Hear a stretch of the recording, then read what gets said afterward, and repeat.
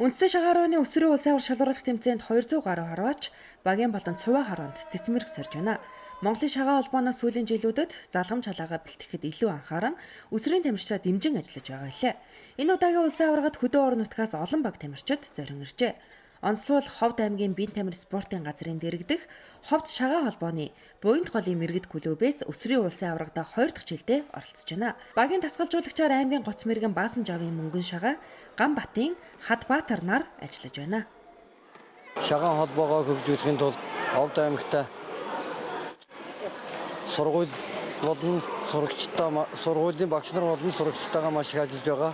Манай баг болохоор энэ улсын аваргаар байр эзлэх хүсэлтэй ирсэн. Манай битгий Ховд аймагта маш сайн бэлтгэл сургуультай хангаж ирсэн. Манай аймгийн гоц мэргэн би шагаараад 1 жил болж байгаа. Энэ миний анхны өсвөрийн улсын аварга. Өнөөдөр тэмцээний багийн болон цуваа харваа боллоо. Багийн харваанд 17 баг өрсөлдсөнөөс өнөөдөр шилдэг 8 баг шалгарсан бол цуваа харвааны шилдэгүүд тодорлоо.